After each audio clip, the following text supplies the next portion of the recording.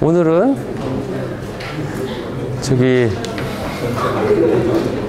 우리가 배울 내용이 좀 뭘 배울 거냐면 첫 번째로 지금 아날로그 통신에 대해서 여러분들이 챕터 4, 챕터 4, 4장까지 그러니까 AM, FM은 아날로그 통신에 대한 기본적인 방식이에요. 그죠? 지금 배우고 있는 지난 시간에 여러분들이 배웠던 PAM, 그 다음에 PDM 또는 PWM이라고 말하죠. Pulse Duration Modulation 또는 Pulse Width Modulation. 그래서 샘플한 거의 그 크기에 따라서 듀레이션을 어떻게 할까? 그 크기에 따라서 포지션을 어디다 놓을까? 그런 식으로 모듈레이션 하겠다라는 거잖아요. 그죠? PPM과 PWM이 각각 그런 거였고, 처음에 PAM은 그 앰플리튜드의 크기만큼 해서 이렇게 그 펄스의 형태를 전송을 하겠다라는 거가 이제 PAM 방식이었죠. 그렇죠? 그러면서 거기에서 나오는 문제점 뭐가 있을까? 그런 것들을 이제 어널리시스를 하면서 그 프리퀀시 대역에서 우리가 렉탱귤러 펄스를 사용함으로써 생기는 어떤 앰플리튜드 디스토션 그 부분을 리시버에서 그것을 그 역으로 해줘서 그 앰플리튜드 디스토션을 복구하겠다라는 거가 이퀄라이저라고 말을 했었죠. 그렇죠? 이제 그러한 부분에 있어서 그 여러분들한테 좀 암기식의 그런 거가 아니라 그런 디스토션이 있을 때 이것들을 어떻게 복원하면 좋겠는가를 좀 이런 식으로 하면 되겠구나 하는 하나의 이그젬플로서 보고, 아마 다른 모듈레이션을 보면 항상 그런 문제점들이 나올 거예요. 여러분들이 이제 나중에 보면 새로운 모듈레이션이라는 것을 맞닥뜨렸을 때 완벽한 모듈레이션은 참 찾기 힘든데 거기에 다 장단점이 있는데 단점들을 어떻게 우리가 복원할 수 있는가를 항상 생각하는 그런 것들로 여러분들이 연관을 시켜서 조금 그 PAM을 그렇게 봤으면 좋겠다라는 생각이 들어요. 그렇죠? 오늘은 뭘 할 거냐면 일단 우리가 샘플링을 하고 그 다음에 그거를 펄스로 바꿔가지고 보냈잖아요. 그쵸? 퀀타이제이션은 이제까지 이야기가 없었어요. 그쵸? 퀀타이제이션은 그것을 그 디지털 바이너리 비트로 바꾸는 역할을 해주는 그 일들을 하는데, 퀀타이제이션이 필요 없는 이제까지 펄스 모듈레이션에 대한 이야기를 했다는 거죠. 그쵸? 그런데 오늘은 퀀타이제이션을 했었을 경우에 사용하는 모듈레이션 기법에 대해서 이야기를 할 텐데, 그 기법으로 가장 많이 쓰이는 방법이 펄스 코드 모듈레이션, PCM이라고 하는 그 방식에 대해서 설명을 할 거고, 그렇죠? 그러니까 그 이야기를 하기 전에 퀀타이제이션은 그럼 어떠한 방법이 있을까? 라는 퀀타이제이션은 아주 간단한 그 원리인데, 물론 그걸 회로로 만들자면 여러 가지 좀 어려운 그 회로적으로 서킷으로 디자인을 하자면 좀 어려운 부분이 회로하시는 분들에게는 있지만 우리한테는 아주 간단한 이론인 거죠. 그렇죠? 어느 범위 안에 들면은 그 하나의 값으로 매핑을 시켜주는 그런 역할을 하는 거가 퀀타이제이션 방법인데, 여기 나와 있는 그 책에 나와 있는 방법을 제가 그대로 적었는데, 미드 트레드 방법이 있고 미드 라이즈 방법이 있다. 퀀타이제이션에서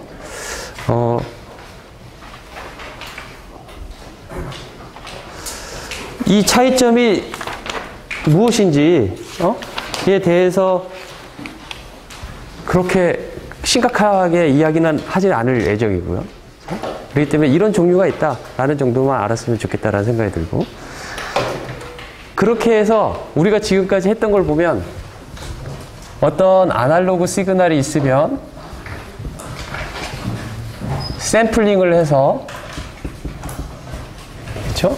샘플링을 한 다음에 그 PAM 같은 경우는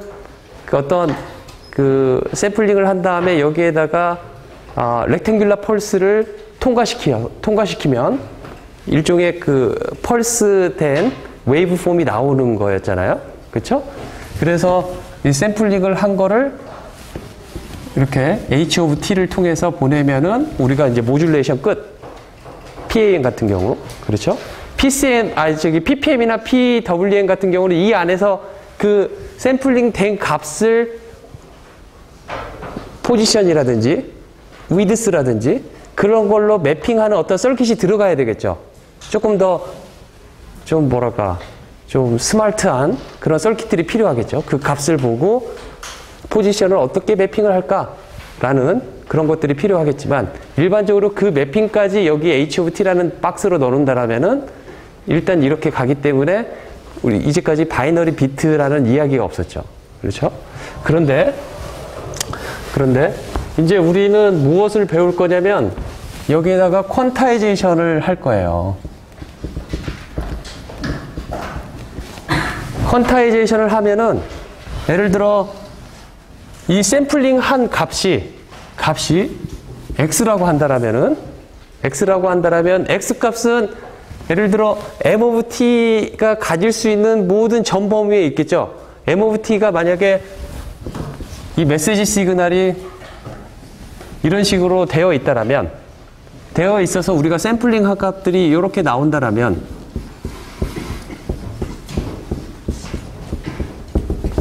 이런 식으로 나온다라면 여기 샘플된 값은 이 x값이 될 텐데 이 x값의 범위는 이 메시지 시그널이 갖는 어떤 전 범위의 그 범위가 될 텐데 그 부분들을 여기에서부터 시작해서 이 안에서 대부분 이야기가 된다라고 한다라면 우리는 이거를 이렇게 구간으로 나눠가지고 하나, 둘, 셋, 넷, 다섯, 여섯, 일곱, 여덟 예를 들어 이렇게 지금 내가 하는 예제는 8개의 구간으로 나누어가지고 요 부분을 하나, 둘, 셋, 넷, 다섯, 여섯, 일곱, 여덟이 되니까 이렇게 지웁시다. 그래서 이 부분을 x0, x1, x2, x3, x4, x5, x6 이런 식으로 나눈다라면 하나, 둘, 셋, 넷, 다섯, 여섯, 일곱, 여덟 8개 구간이 나오는데 만약에 x0보다 이 샘플링 된 값이 더 작다라면 나는 어떤 이 점으로 나는 퀀타이제이션을 하겠다 라고 할 수가 있고 x0와 x1 사이에 x가 있다라면 여기 가운데 점으로 또 이렇게 해서 x0와 x 사이에 있다라면 나는 000을 놓고 001을 놓고 그 다음에 010, 011, 100, 101, 110, 111 이런 식으로 어떤 값으로 내가 하나의 값으로 되어 있는 어떤 값이 될 수 있는 즉 소수점까지 우리가 다 생각해서 플로팅 포인트의 어떤 값으로 되어 있는 거를 하나의 값 픽스드 포인트인 값으로 우리가 매핑하는 과정 그 다음에 이 값을 바이너리 비트로 우리가 표시하는 과정 그 두 과정을 합쳐서 우리는 퀀타이제이션 한다라고 말을 할 거라는 거죠. 그렇죠? 그래서 퀀타이제이션의 아웃풋은 바이너리 비트들이 이렇게 나올 거예요. 그렇죠? 그래서 이 바이너리 비트가 010, 01011 0111 010 뭐 이런 식으로 나왔다라고 한다라면은 우리는 이 세 개를 보고 010이니까 요 사이에 있겠다.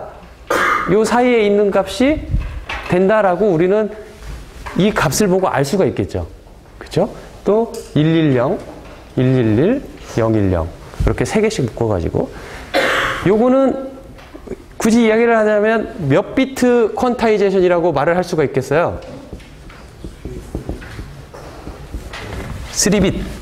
3비트 퀀타이제이션이라고 말을 하겠죠. 그렇죠? 이 비트 수를 늘리면 늘릴수록 우리는 좀 더 정확하게 표시를 할 수가 있겠죠. 구간을 더 세분하게 하기 때문에. 그렇죠? 그래서 이 퀀타이제이션 하는 요 과정, 요 퀀타이제이션을 또 뭐라고 하냐면 아날로그를 디지털로 컨버터 한다 라고 해서 ADC라고 말을 해요. 아날로그 투 디지털 컨버터. ADC라고 말을 한다 이거죠. 그죠? 그래서 ADC의 아웃풋은 퀀타이즈드 된 바이너리 비트의 이러한 시퀀스가 아웃풋으로 나오게 될 거라는 거죠. 그렇죠?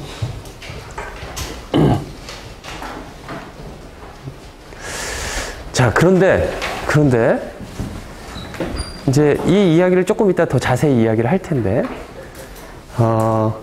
그러면 왜 이렇게 아날로그 우리가 모듈레이션을 배웠는데 AM, FM을 배웠는데 아날로그로 메시지 시그널을 보내지 않고 이렇게 바이너리 비트로 한 다음에 얘네들을 가지고 그대로 또 보내지를 않아요. 바이너리 비트는 일종의 상태를 말을 하고 있어요. 0인 상태와 1인 상태. 그 플립플랍 보면은 두 개의 상태밖에 못 갔잖아요. 그쵸? 그래서 이 안에 0101 가지고 뭔가를 데이터 프로세싱을 이 바이너리 비트 가지고 한다 이거죠. 실제적으로 우리 디지털 기기를 보면, 여러분들이 뭐죠? MP3를 듣는다든지, 요즘 MP3 맞나? MP3를 듣는다든지, 뭐 음악을 들을 때도 보면은 이러한 바이너리, 우리가 뭐 노래가 이렇게 바이너리 샘플로 되어 있는, 뭐 가수가 이렇게 노래를 부른 거를 어떻게 하냐면 샘플링을 해서 비트로 나타낸 다음에 그 비트로 되어 있는 것들이 이제 파일이 되는 거죠. 그렇죠? 거기는 아날로그 신호가 있는 게 아니라 그 안을 여러분들이 노래 파일, MP3 파일을 이렇게 꺼내서 본다라면 그 안에는 0과 1로 조합된 그 신호들이 쭉쭉 있어요. 그렇죠? 그러한 신호들로 이렇게 되어 있는 것들을 내가 귀로 들을 때는 그것들을 다시 010101을 이 값으로 매핑을 한 다음에 얘를 리컨스트럭션해서, 즉 HOT 리컨스트럭션 필터 있죠. 그렇죠? 인터폴레이션 한다고 그랬잖아요. 그렇죠? 인터폴레이션해서 아날로그 시그널을 우리가 다시 귀로 듣는단 말이에요. 그렇죠? 우리는 그렇게 하는 과정을 디지털 신호라고 말을 해요. 비록 듣는 건 아날로그 시그널이지만 이렇게 디지털로 변환해서 이렇게 했기 때문에 그 신호를 우리는 디지털 신호라고 말을 한다 이거예요. 그렇죠? 그러면 여기에서 이제 01 이렇게 되어 있는 거를 실제 보낼 때는 뭐 0일 때는 바이너리 어떤 펄스 이런 걸 보내고 0이면 1이면은 이러한 펄스를 보내서, 그렇죠?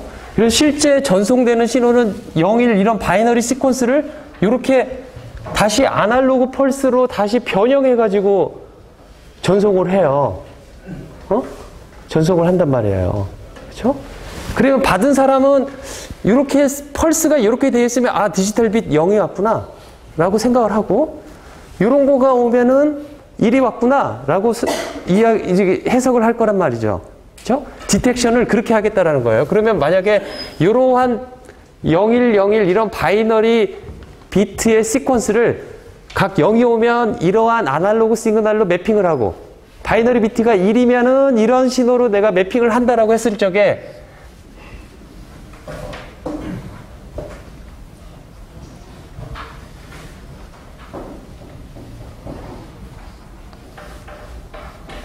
이러한 신호를 받는 사람이 받았다라면은 여러분들은 바이너리 비트가 무엇이 보내졌느냐라는 것을 알 수가 있겠죠. 어떻게 하려면은 100, 100, 11 이렇게 왔을 테니까, 우리는 이것을 만약에 리시버에서 받았다라면은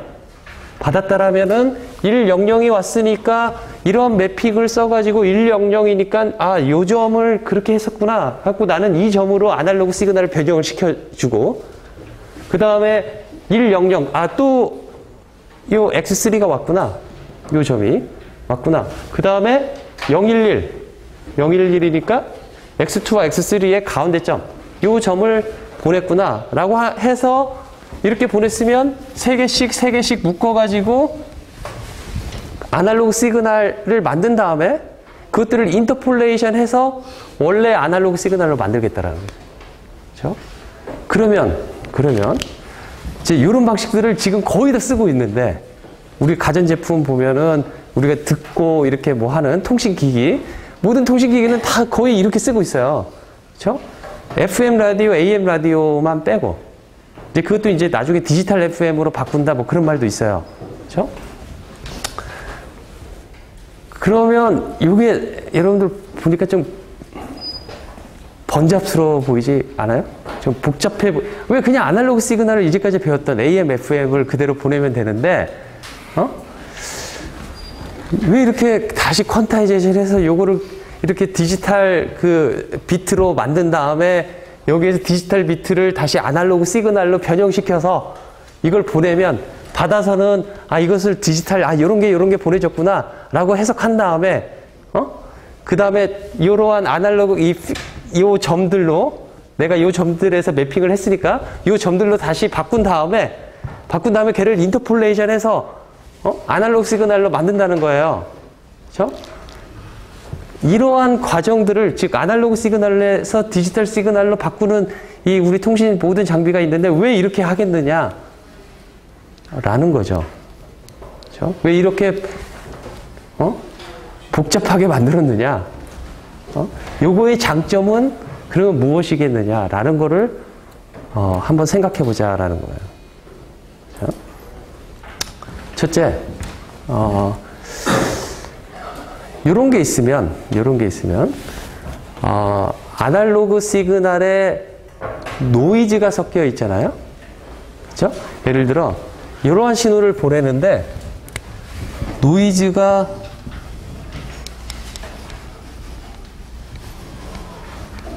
뭐 이런 식으로, 그렇죠? 이게 노이즈가 섞여가지고 요거는 나의 메시지 시그널인데 이건 노이즈 시그널. 그래서 받을 때는 어떻게 받느냐면 리시브드 시그널이 이렇게 받아지게 되는데 요거가 요거하고 섞여지면 어떻게 될 것 같아요? 얘 신호가 막 들쭉날쭉 이렇게 되겠죠? 그렇죠? 그러면 그걸 받는 사람은 정말 이 신호가 보내진 걸까? 아니면 여기 노이즈가 섞여가지고 이게 이렇게 됐을까? 노이즈는 우리가 알 수 없기 때문에 노이즈라고 그래요. 그렇죠? 그 노이즈의 이제 특성을 또 나중에 배우게 되는데 이 노이즈의 특성은 랜덤하다는 건 우리가 그 값이 무엇인지 알 수가 없다라는 거죠. 시간에 따라서. 그렇죠?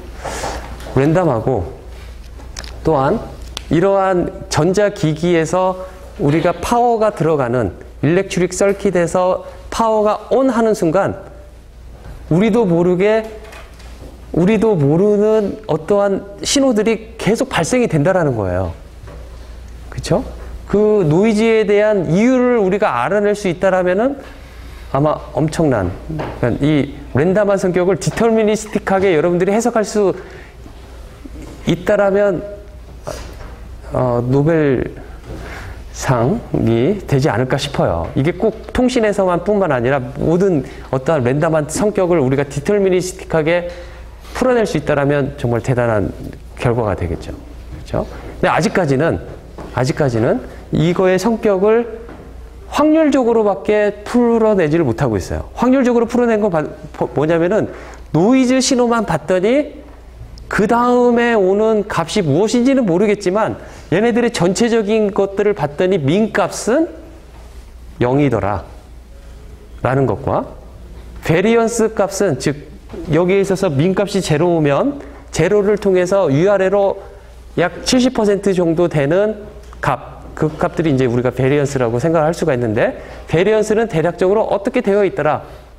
그 다음에 얘를 이렇게 계속 샘플링해서 아주 작은 단위로 이렇게 샘플링해서 그 값들을 히스토그램을 그렸더니 히스토그램이 어떠한 형태를 가졌더라. 그 히스토그램을 면적이 1이 되도록 우리가 이렇게 그 면적이 1이 되도록 히스토그램을 바꿔서 그린 그림 그걸 뭐라고 그래요? 히스토그램이 뭔지를 알잖아요. 그렇죠? 그걸 뭐라고 그래요? PDF라고 말을 한다는 거죠. Probability Density Function. 확률 밀도 함수라고 그러죠. 그렇죠? 그래서 히스토그램으로 그려보면 대략적으로 얘네들이 어디에 많이 분포가 되어 있더라, 이 값이. 그래서 그러한 랜덤한 성격을 우리가 알 수 있는 최소는 뭐냐면은 확률적인 그러한 값들 밖에 없다는 거죠. 그렇죠? 그래서 만약에 여기에 이렇게 샘플된 값이 여기에 합쳐져 가지고 이만큼의 노이즈가 합쳐졌다라면 요만큼의 노이즈가 합쳐졌다라면 메시지 시그널이 이렇게 되어 있는데 노이즈가 이렇게 섞여 가지고 받았을 때 봤더니 요 값이 와 있어요. 그렇죠? 그래서 다행히 내가 요 값을 받아가지고 내가 여기로 퀀타이제이션을 했는데 요 값에다가 노이즈가 섞였는데 노이즈가 이쪽 방향으로 한 요만큼이 섞였다라고 하면은 퀀타이제이션을 했더라도 원래 값하고 똑같겠죠. 그렇죠? 근데 노이즈가 만약에 요 방향으로 섞여 있어가지고 받았을 때는 이쪽이 받아져가지고 내가 011이 보내졌구나라고 퀀타이제이션을 시키면은 에러가 발생하겠다라는 거죠. 그렇죠? 그런데 아날로그 시그널에서는 이렇게 섞여 있으면은 이게 정말 노이즈인지 아닌지 내가 알 수가 없어요. 요거를. 그렇죠?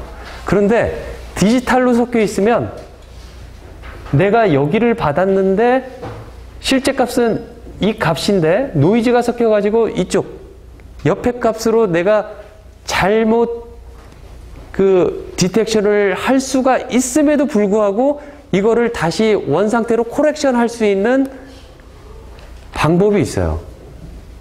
그러니까 에러가 발생했는데 그 에러가 발생했구나 그걸 알아낼 수 있는 방법이 있고 그 에러가 발생한 거를 나는 디텍션을 할 수 있는 방법도 있어요.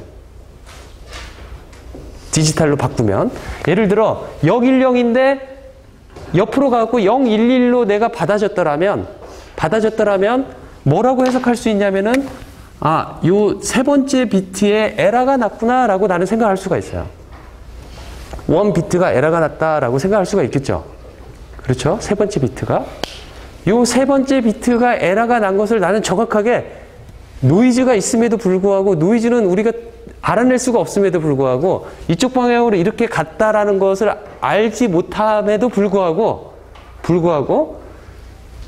약간의 어떤 이 디지털 이 바이너리 비트에 대한 약간의 조작, 수학적인 조작을 통해서 얘를 완벽하게 너는 세 번째 에러가 났구나. 세 번째에서 나는 이렇게 바꿀 것이다 해서 바꾸면은 완벽하게 에러 코렉션을 할 수 있는 방법이 있다. 그렇죠? 이러한 거를 우리는 뭐 채널 코딩이라고 말을 해요. 또는 채널 코딩. 그러니까 부호화라고 말을 해요. 부호를 시킨다라고 말을 해요. 여기에다가 약간의 채널 코딩이라는 기법을 사용하면 저거가 다 고쳐질 수 있다라는 거죠. 그렇죠? 이런 게 가능하다라는 점이 하나 있고요. 또 한 가지는 뭐가 있냐면 시큐리티에 아주 강하게끔 나는 할 수가 있어요. 시큐리티에 어떻게 강하게 하냐면 내가 010, 110, 뭐 이런 식으로 되어 있는 거에다가 나만 알고 있는 어떠한 코드를 얘한테 곱해주는 거예요. 예를 들어 내가 알고 있는 코드는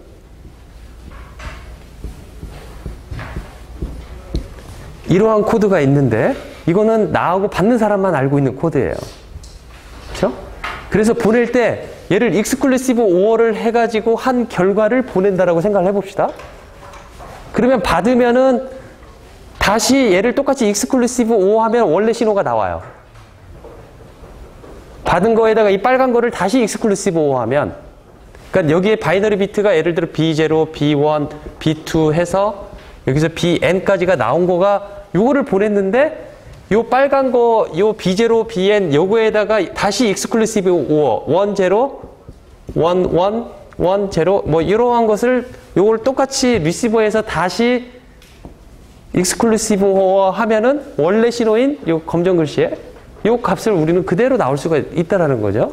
그렇죠? 그러니까 이 코드를 알고 있는 사람끼리만 통신할 수가 있겠죠. 그렇죠? 그래서 누가 여러분들이 이제 특히 이러한 통신들은 전쟁이 일어날 때마다 한 번씩 크게 발전을 해요. 이러한 암호, 시큐리티를 하는 이러한 방식들, 또 디지털 통신이 엄청나게 발달했던 때는 1950년, 40년 후반부터, 그러니까 2차 세계대전 끝나면서부터 각 국가들이 군사용으로 사용했던 이러한 시큐리티를 이용해서 디지털 통신에 이러한 시큐리티를 막 집어넣어가지고 했던 거가 이제 전쟁이 끝나면서부터 전쟁용이 아니라 이제 상업용으로 이제 그걸 통해서 그 기술을 통해서 이제 돈을 벌기 위해서 하면서 이제 오픈이 되는 거죠. 그 시큐리티에 관련된 내용들이. 그렇죠?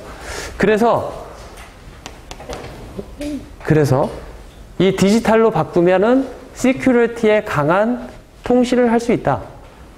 이건 이제 간단한 예인데 이것보다 더 복잡한 시큐리티들이 많이 개발이 되고 있는 거죠. 그렇죠? 그래서 이러한 이유들 때문에 또 아날로그 서킷은 여러분들이 그 전자회로나 또 RF 초고주파 회로 아마 4학년 때 배울 텐데 초고주파 회로가 4학년인가요? 3학년 2학기인가?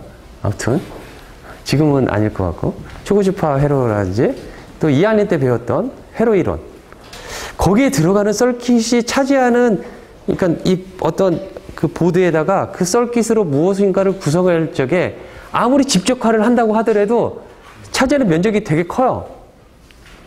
이 저항 크기도 크잖아요. 여러분들 저항 그 서킷 그 컴포넌트를 보면 상당히 커요. 그러니까 크다라는 거가 우리 전화기에 그 정도가 들어간다 상상을 할 수가 없을 정도로 크다는 거죠. 그렇죠? 하지만 디지털 회로는 집적화가 가능해요. 아주 작은 데다가 반도체 그 이론을 이용해서 아주 작게 점점 지금 막 그 45나노 그런 공정들이 가능해요. 그러니까 하나의 어떤 사이즈를 45나노로 우리가 만들 수 있다는 엄청나게 작은 크기란 말이죠.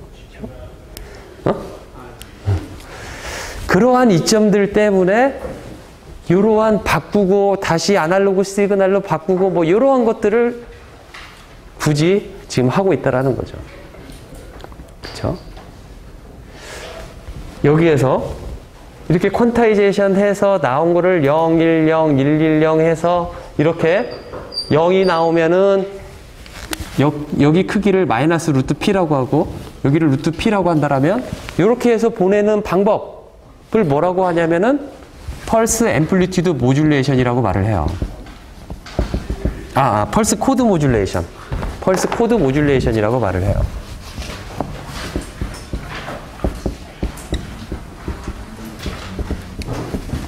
또는 PCM. 아주 간단한 형태잖아요. 그렇죠? 이 보내는 방법에 대해서는 여러분들이 쉽게 이해할 수 있을 거예요. 그렇죠? 자, 이런 방법을 PCM이라고 하는데 이 퀀타이제이션에서 쓰이는 방법에 대해서 한 가지 이야기를 하고 싶어요. 그렇죠? 자, 이 PAM 방식은 기본적으로 뭐가 필요하냐면 샘플링과 퀀타이제이션이 필요한 다음에 그 다음에 이렇게 퀀타이제이션 나온 거를 바이너리 비트에서 바이너리 비트로 바꿔주는 요 작업을 인코딩이라고 말을 우리가 하자는 거죠. 그렇죠? 그러면 요거를 인코딩. 그래서 퀀타이제이션 나온 것을 인코딩하면 이러한 바이너리 빗 시퀀스가 나온다라고 굳이 블락화를 시켜가지고 이렇게 이야기를 하면 이렇게 나온 신호를 그 다음에 이렇게 매핑하는 거 다시 아날로그 펄스로 매핑을 해서 보내면 우리는 PCM이다라고 말을 하는 거죠. 물론 여기에다가 한 가지 더 이야기를 하는 거가 뭐가 있냐면 이 MOT 메시지 시그널을 보내기 전에 샘플링을 하기 전에 일종의 로우 패스 필터링을 해요. 이 로우 패스 필터링은 내가 보내는 신호의 하이 프리퀀시 텀 별로 그렇게 쓰이지 않는 텀 그리고 하이 프리퀀시 텀이 이렇게 보내졌을 적에 일반적으로 PCM으로 보내든 뭘로 보내든 간에 주파수 대역폭은 확정이 되어 있어요. 주파수 대역폭이 확정이 되어 있다는 소리는 뭐냐면은 내가 아무리 이 전화로 정말 우리가 들을 수 없을 정도로 하이톤으로 내가 보낸다라고 하면은 그 신호가 제대로 전달이 안 돼요. 왜냐면 내가 보내는 전화 신호에서는 로우 패스 필터가 첫 번째 있어요. 내 목소리가 전달할 수 있는 그거를 필터링 작업을 해요. 어느 이상의 높은 주파수는 빼버리도록. 그래서 내가 보내는 신호가 딱 뭐 30kHz면 30kHz. 그 안에만 있도록, 보이스가. 뭐 3kHz면 3kHz. 그 안에만 있도록 해서 보내져야지만이 다른 사람이 보내는 그 신호에 내가 간섭을 미치지 않을 거라는 거죠. 그러한 목적으로 법적으로 또는 통신의 어떤 표준을 할 적에 우리 보내는 이 통신의 여기 범위를 한 사람 앞에 몇 킬로헤르츠로 할당을 하자라고 약속을 처음에 해요. 그 약속을 지키기 위해서는 처음에 그 신호 안에 것만 보내도록 로우 패스 필터링을 한다라는 거죠. 그렇죠? 그래서 첫 번째로 로우 패스 필터링을 채널 밴드위드스에 맞게끔 하기 위해서 필요한 작업들이 있다는 거예요. 그렇죠? 꼭 PCM뿐만 아니라 많은 통신 시스템에서 이렇게 하고 있어요. 그렇죠? 이렇게 해서 보내는 송신하는 방법, 이런 거를 PCM이라고 하는데, 자, 이제 퀀타이저에 대해서 잠깐 이야기를 해보면,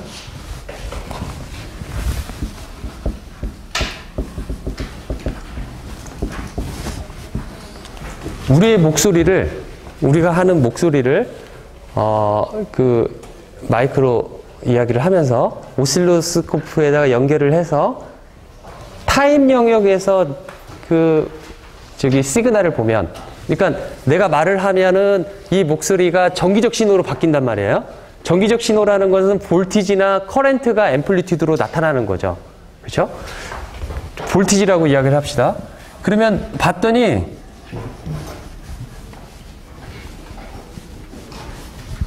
뭐 이렇게 나의 신호가 음성 신호가 보이스 시그널이 이렇게 나타났다라고 합시다. 그렇죠? 대부분 어떠한 형식으로 나오냐면 내가 이렇게 여러분들 자료를 보면 노트를 보면 티피컬 보이스 시그널 해서 이렇게 되어 있어요. 이건 실제 보이스 시그널을 잡아서 오실로스코프에다 그린 거라고 그래요. 위키피디아에서. 그렇죠? 그래서 위키피디아에서 내가 찾아가지고 해봤는데 이런 시그널이 있어요. 그렇죠? 이런 시그널이 있는데 이거를 이제 샘플링해서 퀀타이제이션을 할 거예요. 그렇죠? 그러면 여러분들이 보다시피 대부분 신호는 이 안에 있죠. 이 안에 있고 여기에 제일 높은 게 있고 여기 제일 낮은 거가 있고 또 여기에도 좀 낮은 목소리가 있고, 그러니까 이 음량이 낮다라는 건 좀 조용히 이야기를 할 수가 있는 거죠. 그렇죠? 여기는 좀 높고, 뭐 이렇게 분포가 되어 있지만 대부분 이 안에 있어요. 그렇죠? 이거를 이제 내가 아까 이렇게 그린 8개의 레벨로 퀀타이제이션을 한다라면 이렇게 그릴 수가 있을 거예요. 빨간 것처럼. 하나, 둘, 셋, 넷.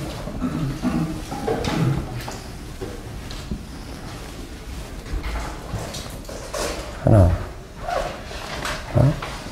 둘, 셋, 넷, 다섯, 여섯, 일곱.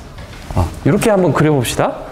그래서 요 값보다 낮으면, 여기 처음보다 낮으면 나는 000이라고 매핑을 할 거고, 요 사이에 들어오면 001, 010, 011, 100,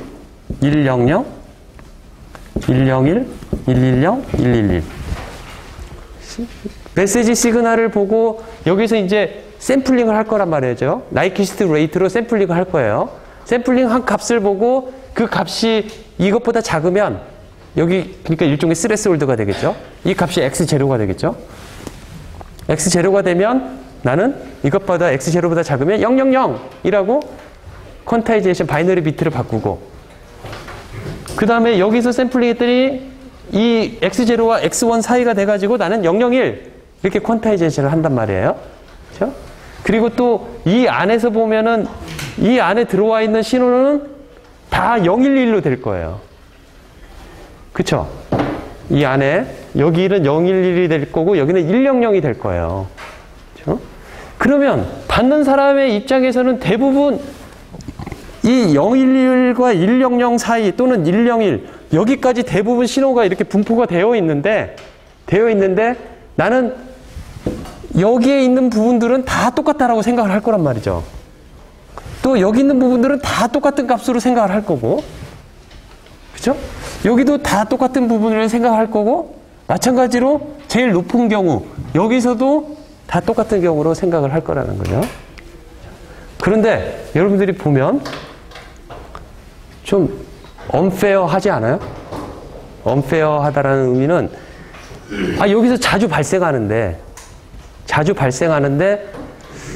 그렇다면 여기에 자주 발생하는 우리 음성 신호를 여기서 자주 발생하는데 얘네들이 여기서는 조금 더 내가 많이 듣는 목소리 톤이고 여기서 좀 강약이 있는데 요것들을 하나로 다 처리해 버린다는 사실이 좀 얘는 이 전 시간 동안 한 번 나올까 말까 하는데 얘하고 똑같이 내가 퀀타이제이션을 한다라는 거가 그래서 000은 이걸로 퀀타이제이션 했을 적에 한 번 정도밖에 나오지 않는 그리고 또 이 111도 마찬가지로 아주 적게 나오는 건데 얘네들에다가 똑같이 이렇게 퀀타이제이션을 한다라는 거가 좀 unfair하고 우리가 자주 듣는 음성 대역이 아니라 어떤 앰플리튜드 요 부분은 다 똑같이 그냥 똑같은 강약으로 내가 들린다라면 좀 unfair하다라는 거예요. 그런 측면에 있어서. 그렇죠? 그래서 이렇게 똑같이 구간을 퀀타이제이션 하는 방법을 유니폼 퀀타이제이션 이라고 말을 하는데 그것과 다르게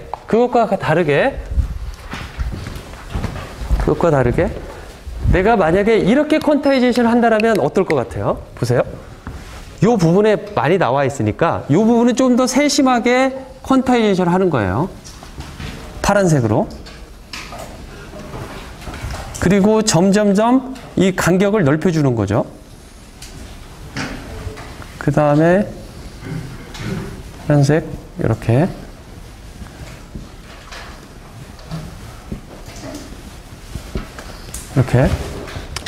잘 보이죠? 파란색 좀 오버랩 해가지고 그렇지만 여기에서는 촘촘하게 많이 나오는 거는 덜 나오는 거는 아주 공간을 크게 해서 퀀타이제이션을 한다라면은 조금 더 우리가 많이 쓰이는 이 앰플리튜드 대역에서는 좀 더 세심한 구별을 할 수가 있을 테고 어떤 드물게 나오는 이렇게 아주 낮은 목소리, 아주 작게 말하는 목소리나 이런 거는 거의 몇 번 쓰이지 않기 때문에 큰 퀀타이제이션을 준다든지 그렇죠?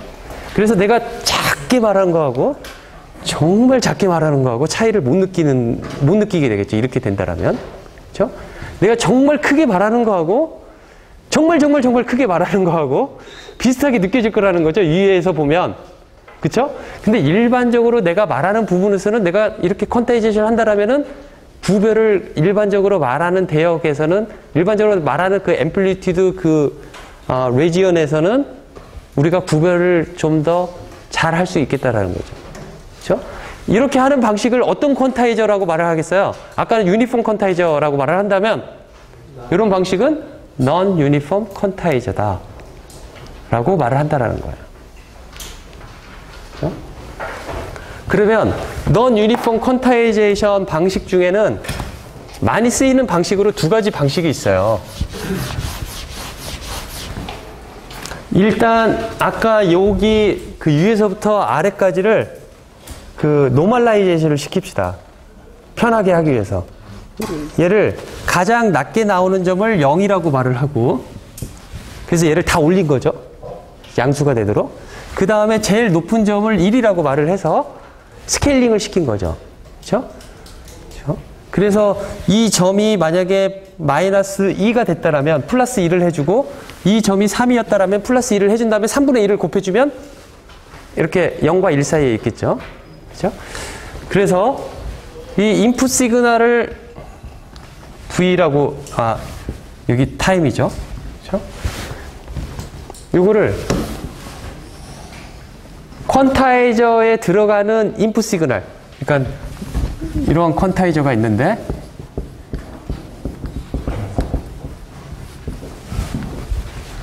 여기를 Vin, Vout이라고 말을 해봅시다.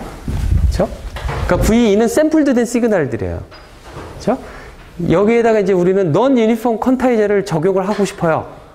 하고 싶은데 그래서 Vin과 Vout을 이제 그려보는데 둘 다 0과 1 사이가 되도록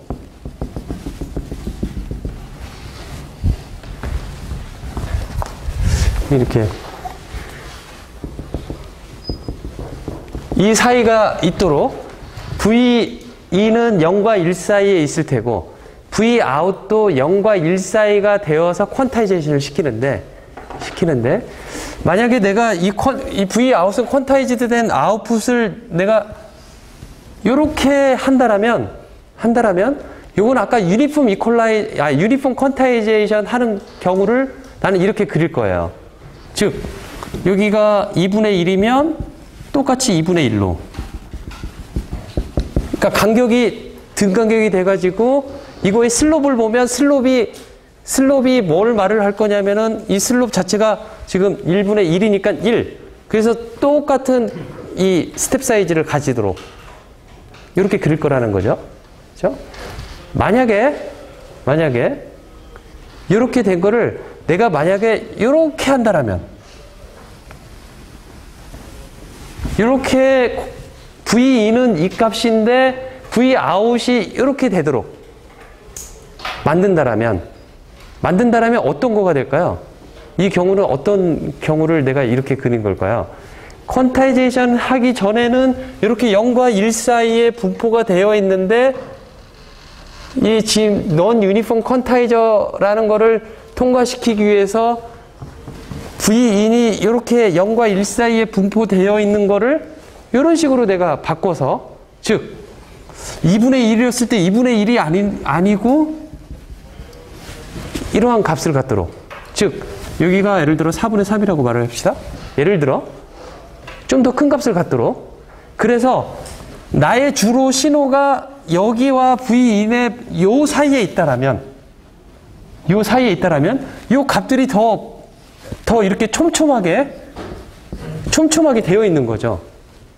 그쵸? 아까 그거에 비해서 그거는 아까는 1일 때 이 값에서 2분의 요 값에까지 똑같은 간격으로 되어 있지만 얘는 이 값일 때 4분의 1일 때 또는 여기 4분의 3일 때 요 구간을 봤더니 4분의 1과 4분의 3 사이에 인크리징 하는 부분이 아주 작잖아요.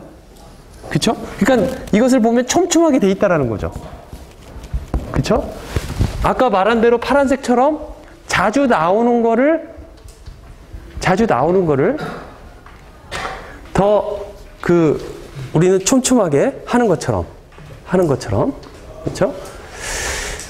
그렇게 만약에 만든 다음에 나는 유니폼 퀀타이제이션을 하겠다. Vout이 저렇게 되어 있는 거를 유니폼 퀀타이제이션을 하겠다라고 한다라면은 Vout이 이러한 값을 갖도록 그러니까 이러한 이렇게 보면은 0과 1 사이에 특히 있지만은 요 사이가 더 널찍하게 되어 있는 거죠. 주로 많이 쓰이는 부분이 그렇게 되어 있는 다음에 유니폼 퀀타이제이션을 한다라면 요 결과하고 똑같이 나올 거라는 거죠. 아까 파란색 그림처럼. 응? 이렇게 하는 방법 중에 두 가지 방법이 책에 소개되어 있는데 하나는 뮬로, 하나는 에일로라고 되어 있어요. 뮬로, 에일로. 뮬로는 책에 뭐라고 써 있냐면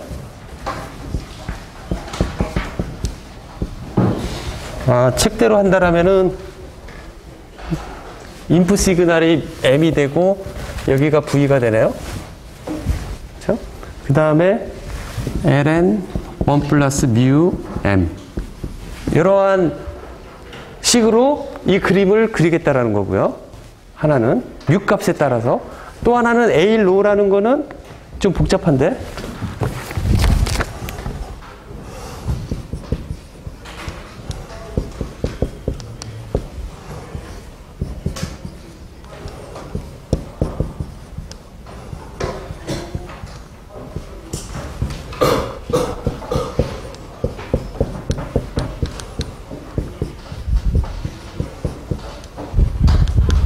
이렇게. 그래서 이 값은 V가 될 테고, 이 값도 V가 돼서 V값이 이렇게 만들겠다라는 거예요. 그러면 이렇게 되면 그림이 어떻게 되느냐? 여러분들 그림에 보면은 그 다음 페이지에 그 노트에 보면은 뮤 값과 A 값에 따라서 다른 그 퀀타이제이션을 할 수 있도록 만들어 놨어요. 즉 뮤하고 A는 일종의 파라미터가 될 텐데 뮤는 255, A는 100 값을 주로 많이 사용을 한대요. 우리 음성 신호에 대해서 그 넌 유니폼하게 퀀타이제이션을 할 적에. 그래서 이렇게 되면은 뮤로나 요것은 일종의 컴프레션을 시키는 거하고 똑같아요. 컴프레션을 시킨다는 건 뭐냐면은 이 많이 나온 신호는 좀 더 펴줘서 유니폼하게 퀀타이제이션 해도 걔네들을 구별할 수 있도록 하고, 이 값은 줄여져 가지고 한 칸이 여러 폭을 사용할 수 있도록. 그렇죠? 그래서 넌 유니폼 퀀타이제이션을 두 블락으로 그린다라면은 M이 있고 M이 오면은 얘를 컴프레션을 시켜주고, 컴프레서라고 해서 이 안에서 A로나 뮤로를 적용해서 많이 나오는 적은 펴주고 덜 나오는 것은 좁혀주고, 그 다음에 유니폼 퀀타이제이션을 한다라는 거죠.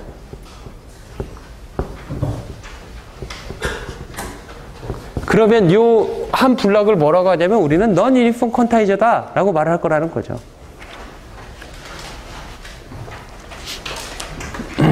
이렇게 하는 방식이 있다. 여러분들이 이 A로 뮤로 이 식을 외울 필요 절대 없어요. 절대는 아니고 그러니까 정말 이렇게 외우는 걸 좋아하는 사람이면 외워도 괜찮을 거라고 생각이 들어요. 하지만 외우는 거를 싫어하는 사람, 저 같은 사람, 이렇게 외우는 걸 너무 싫어하는데 그렇게 이걸 안 외워도 넌 유니폼 퀀타이제이션은 어떠한 원리로 이렇게 작동하고 있고 어떠한 것들이 있다 정도에 대한 이해도만 있으면 충분할 것 같아요. 그렇죠? 그렇게 해서 이야기를 하면 충분할 것 같다라는 생각이 들어요. 그래서 이 뮤로와 A로의 그 다음 페이지 보면 그거를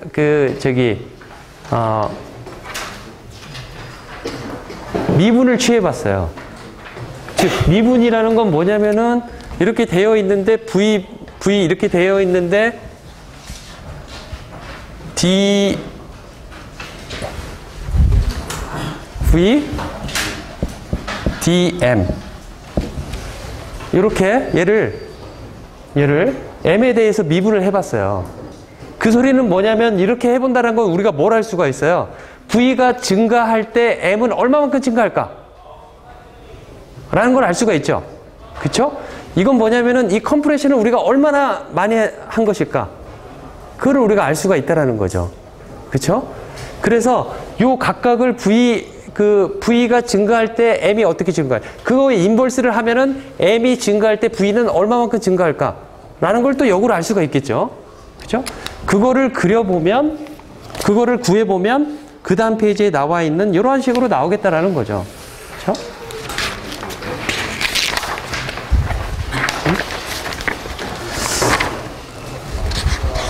자, 그래서 이렇게 어쨌든 간에 PCM에서 우리가 음성신호, 여러분들 집에 있는 전화기 있죠? 지금 인터넷 전화기 말고 070 하는 거 말고 KT에서 쓰이는 일반 전화기. 일반 전화기는 전화선들이 다 연결되어 있어요. 벽에 우리가 전화 훅을 꽂으면 그 전화선들이 쭉 다 연결되어 가지고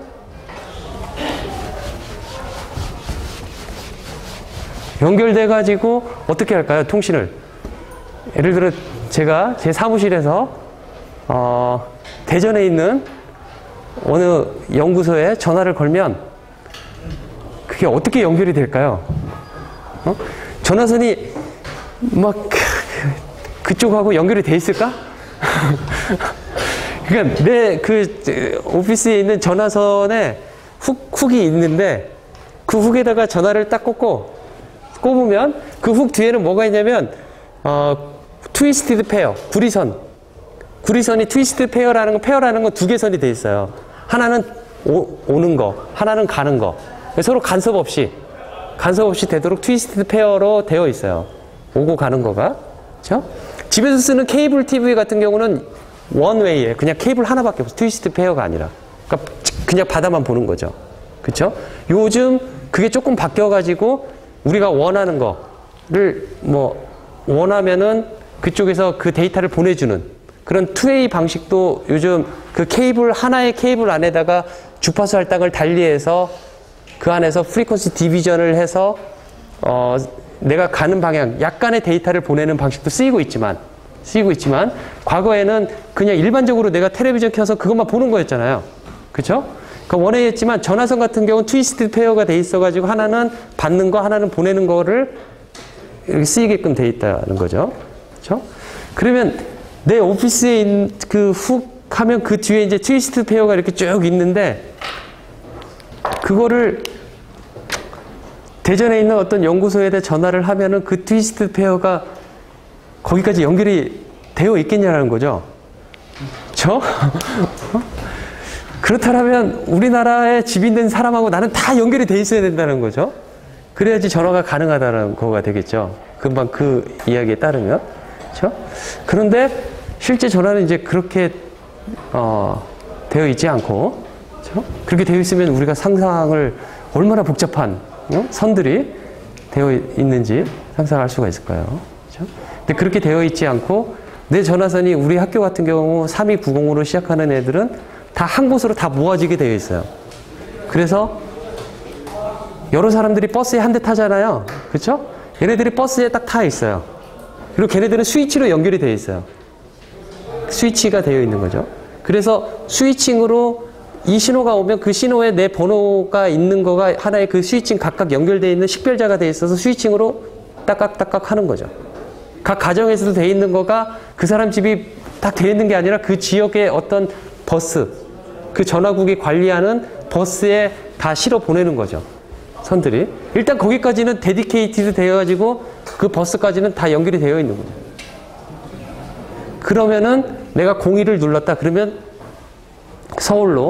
서울에 있는 버스로 가는 거고, 각도 예를 들어 943이다 그러면은 이쪽 성북구 쪽으로 그 버스가 있는 그 번호대가 있는 그곳으로 가는 게 되는 거죠. 그 다음 번호 찾아서 스위칭을 해주는 거죠. 그렇죠? 그 작업들이 되어서 이제 전화를 하고 있는데 그러한 통신 방식에 있어서 쓰는 방식이 전송 기법이 PCM 방식이에요. 그래서 PCM 방식에는 이러한 뮤로라든지 에일로의 컴프레서가 들어가서 우리가 전화하는 그 목소리를 일단 그러니까 전화 소리로 여러분들 아무리 크게 말해도 어쩌면 다 똑같이 들릴 수 있을 거예요. 어느 정도 크기 이상으로 하면 다 똑같이 들릴 거예요. 왜냐면 그렇게 퀀타이제이션을 했기 때문에.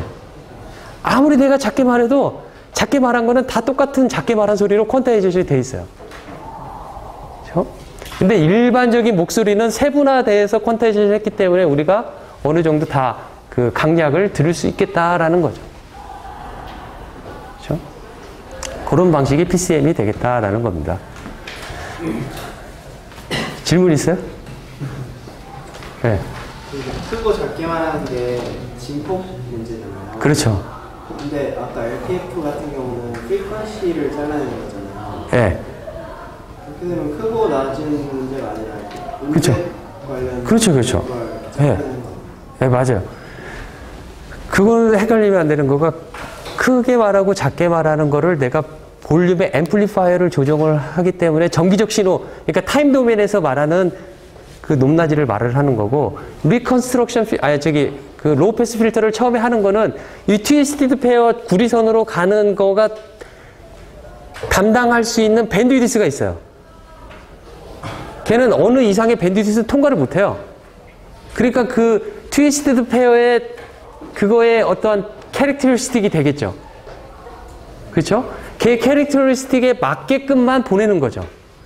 쉐이핑을 한다는 거죠. 그렇죠? 그거는 프리퀀시 도메인의 이야기죠. 그렇죠? 그러니까 목소리를 크게 하고 작게 하고가 아니라 목소리 톤이 소프라노냐 아니면 밑에 갑자기 생각이 안 나는데 그런 거냐라는 이야기죠. 또 질문 있어요?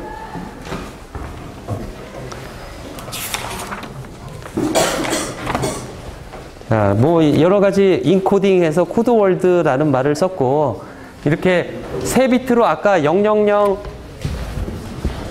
001 해서 111 이렇게 하나의 어떠한 디스크릿된 샘플을 이렇게 변환시켜 가지고 하나의 값을 이렇게 세 개의 비트로 만드는 이거 하나의 값을 나타내잖아요.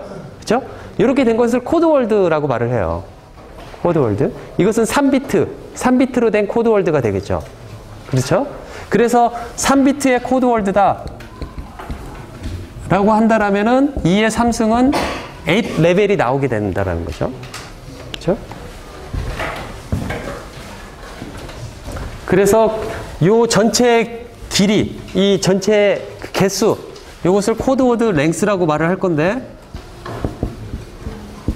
그리고 요 퀀타이제이션한 비트 레벨을 R이라고 한다라면은 2의 R승이 바로 코드워드 랭스가 되겠다라는 거죠. 그렇죠? 자, 아까 이제 나온 김에 그 다음 내용이 뭐냐면은 그 다음에 뭐 리제너레이션 오브 더 PCM 리시버에서 어떻게 할 거냐? 받으면은 아까 이렇게 네모나게 우리가 보내잖아요. 렉탱귤러 해서 보내잖아요. 그렇죠? 0이면은 이렇게 보내고 1이면 이렇게 보내고 0이면 요걸 보낼 거잖아요. 1, 0 이렇게 보내면 이렇게 보내면서 생기는 이 찌그러짐, 이 채널을 통과하면서 찌그러짐, 이러한 것들이 채널을 거쳐서 뭐 어떻게 디스토션이 되어 있다라고 하는 것을 다시 복구를 시켜주고 이 값을 보고 0을 기준으로 내가 받은 거가 0보다 크면은 나는 1이라고 말할 거고 0보다 작은 값이 오면 나는 0이 왔다라고 말을 이제 디시전을 할 거잖아요. 그죠? 그러한 것들을 여기다 적어놨어요. 뭐 타이밍 서킷이 있고 그 다음에 디시전 메이킹 디바이스가 있다고 하고 앞에 앰플리파이어 이퀄라이저. 그러니까 앰플리파이어가 조금 찌그러진 부분이 있으면 다시 펴주고 하겠다. 뭐 그런 부분이 있는데 특히 여기서 타이밍 서킷이라는 건 뭐냐면 여기 처음 시작점이 어딘지 이것들을 이제 알아야 되겠죠. 이 샘플링 되는 시간들을 들어와서 이 신호들이 처음에는 자본만 들어오다가 어느 순간에 들어오는 시작점을 알아맞추는 이 서킷을 타이밍 서킷이라고 말을 하는 거예요. 그렇죠? 그 다음에 이제 디시전 메이킹은 아까 말했던 대로 여기를 전체를 보고 예를 들어 인티그레이션을 할 수가 있을 테고 여기에서 TS 간에 0에서 TS까지 인티그레이션을 해서 그 인티그레이션 값이 0보다 크면 나는 이 바이너리 빗 1이 보내졌고 여기까지 인티그레이션을 하면은 뭐 이런 값이 나올 텐데 이 값을 보고 마이너스면 0이 보내졌다라고 말을 할 수도 있겠다라는 거죠. 여러 가지 디시전을 생각할 수가 있겠지만 기본적으로 그냥 여러분들이 쉽게 생각하면 0보다 크면 1이 보내졌다. 0보다 작으면 0이 보내졌다라고 하는 디시전 메이킹. 그렇죠? 2학기 때는 뭘 배우냐면 어떤 게 옵티멈 디시전 메이킹이냐. 여기에 노이즈가 섞여 있을 때 이제 그런 것들을 배워요. 옵티멈 리시버에 대해서. 2학기 때. 그렇죠? 그 다음에 한 가지 이제 또 이야기를 해보면 이렇게 코드월드로 바꿔가지고 전송을 하는데 아까 에러 코렉션을 한다고 그랬죠? 그렇죠? 에러 코렉션에 여러분들의 이해를 돕기 위해서 간단히 설명을 해주면 예를 들어 내가 000 어떤 레벨이 나와서 000을 보내는데 000을 보내지 않고 각각의 비트를 내가 3번을 반복해서 보낸다고 합시다. 이렇게 3번을 반복해가지고 각각의 비트를 3번씩 반복을 한 거예요. 예를 들어 쉽게 하기 위해서 010이라고 한다면 가운데는 111 이렇게 3번씩 반복해서 보내가지고 받는 사람이 만약에 여기에 에러가 1이 나왔다 라고 하면 3비트를 보고 아 2개가 0이네? 아 0이라고 말을 하자 라고 이러한 식으로 원래 보내는 것보다 조금 더 리던던시를 붙여서 에러를 코렉션 할 수 있는 방법이 있어요. 그렇죠? 이건 아주 간단한 리피티션 코딩이라는 방법인데 그러면 여기서 이제 여러분들한테 관심을 불러일으키고 싶은 욕망으로 말을 해보면 저기에서 1948년에 미국의 샤논이라는 사람이 클로드 샤논이라는 사람이 처음으로 제기를 아주 획기적인 문제 제기를 해요. 문제 제기를 하고 거기에 대한 이론적인 내용까지 그 답을 주는데 뭐라고 말을 하냐면 여기서는 원래 비트 한 비트에 2개 비트가 더 붙은 거죠. 각각에 2개 비트가 더 붙었는데 과연 몇 개의 비트를 붙이면은 우리는 에러 없는 통신을 할 수 있을까? 에러가 전혀 발생하지 않도록 통신을 하기 위해서 몇 비트를 우리는 붙일 수 있을까? 그거를 정확하게 수학적으로 풀어서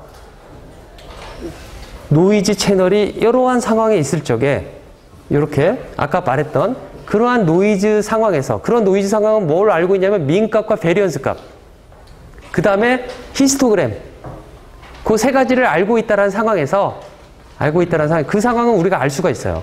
실험을 통해서 그 상황을 알 수 있는 상황에서 완전히 에러가 0이 될 수 있도록 하기 위해서 저렇게 리던던트한 비트를 몇 비트를 붙이면은 나는 에러 없는 통신이 가능할까?